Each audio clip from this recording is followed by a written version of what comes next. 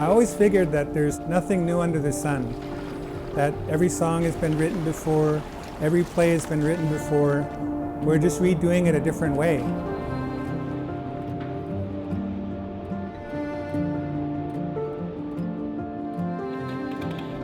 I was told once by an elder, a canoe builder that had built so many 11-mans, his name was Roy, and he told me once that you have an idea in your head, and he said you always chase that idea. Never start making other people's ideas, because you'll lose yours. The log came from Squamish, and it was donated by Squamish Nation.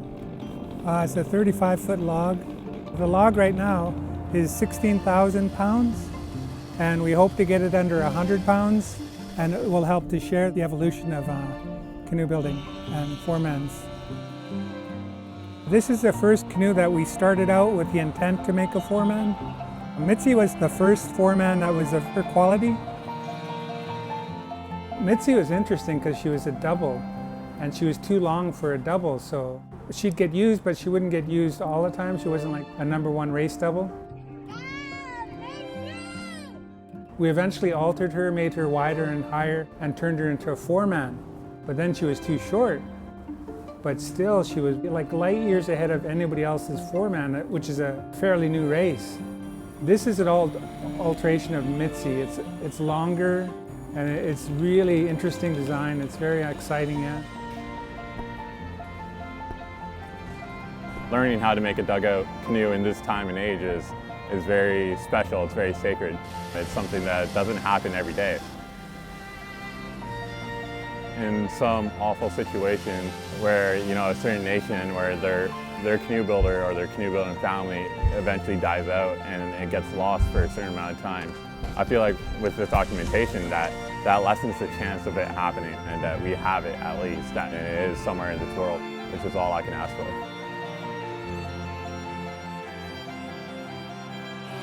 It was a great thing when my son and my nephew got involved in this program, taking part in a culture that was handed down from generation to generation since time began. Is a beautiful thing, yeah. Especially working with a cedar, that's a great thing.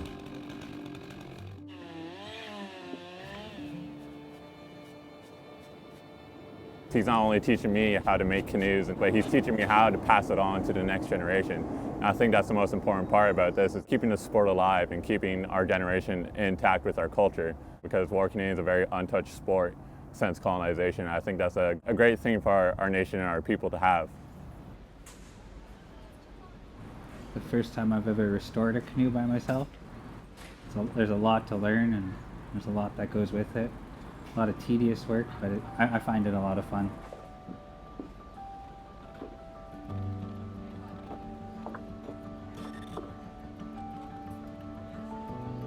I always go up to my grandpa to show him pictures of what we're doing and videos of what we've been doing.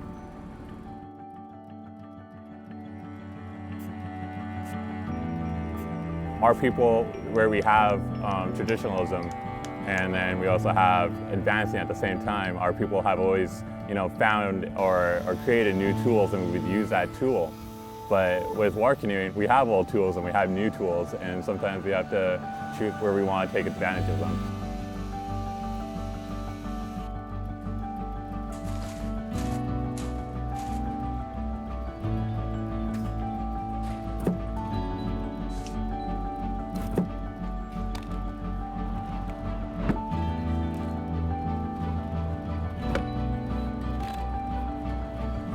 With a canoe like this, you have to have a lot of patience, because at times it can get very frustrating.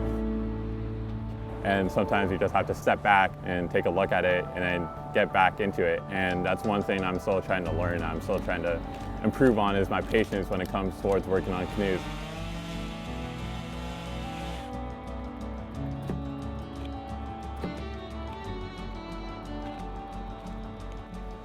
It's quite significant being able to work with the same tools that my dad used, that his dad used, that his dad used. It's quite special, knowing that how many canoes that one tool built. Something that symbolizes that the tradition is being passed on.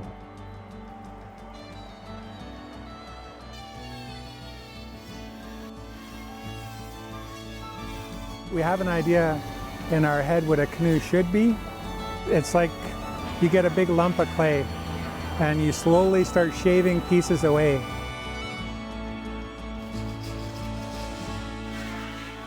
One of our elders was just here, his name's Bob, and he said he prefers sockeye. And I told him that I'm a Jack Spring person, but my dad was a coho man. Yeah, we all have our favorite fish, yeah. If you wanted to go to school, you just put a salmon on a table and you look at the belly. That's what we aspire to, designing it like a salmon, the same shape. And how we get there is part of the craft, I guess, yeah.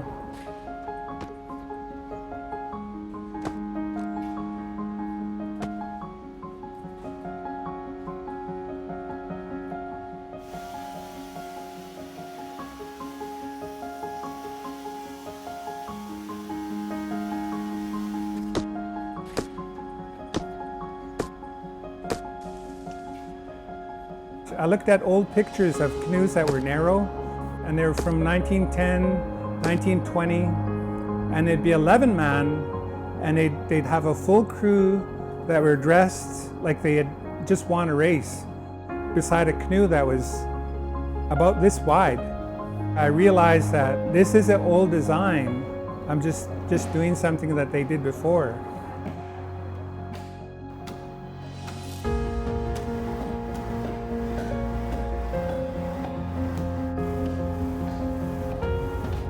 Getting to know a log from inside and out, from every inch of it, it's kind of cool because I always talk about that these dugout canoes have a soul, that they have a life, but I've never been a part of making one and seeing it form from start to finish. So it's really cool getting to know the canoes and definitely getting to know my dad and my cousins better. It's overall been a really great experience, and I've loved every moment of it.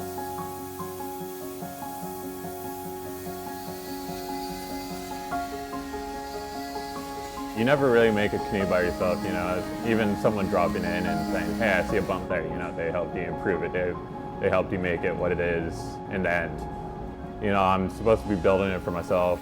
Deeper down, I'm really thinking about the future generations that are going to be racing this single. It's definitely a cool thing to think about how many people will affect, not just me, but other family members and future generations.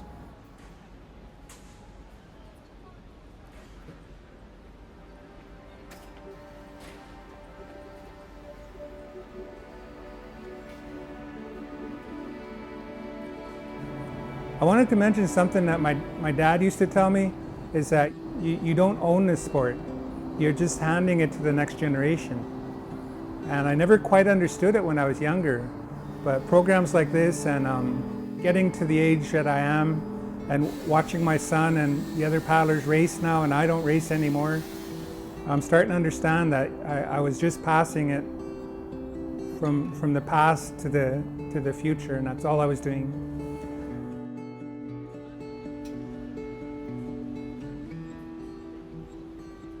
In Belakula, Kikya means grandmother. I just had my second granddaughter, and her second name is Kikya. And my mom passed a couple of years ago, and my wife has 2 grandchildren now, and there's my sisters that have grandchildren. I think it was a fitting name for that canoe. That's how she got her name.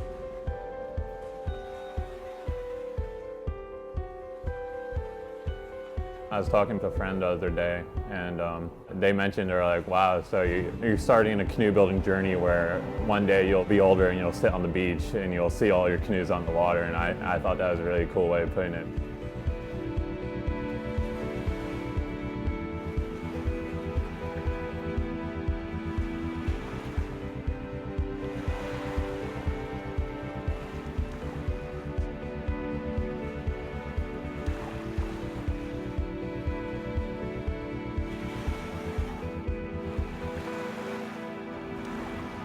With the Canada Council giving us the opportunity to do so, to give me the opportunity to learn what it takes to make them.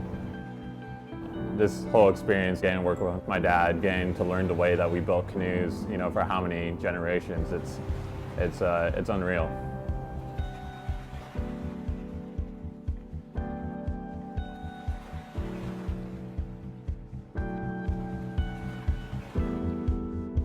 In the early 1900s, when they had the potlatch ban and we weren't able to gather, water canoeing is one of the ways that we were able to bypass that law and able to gather as people.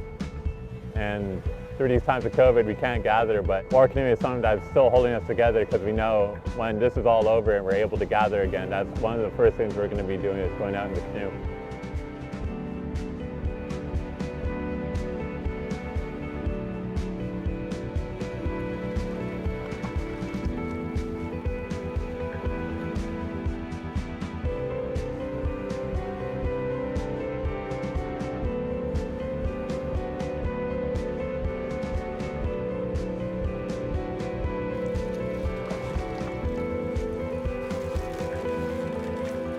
We make a paddle, and then while we're conceiving the baby, we put it under the bed. And then after the baby's born, we give the baby the paddle to play with. So they'll always know the canoe.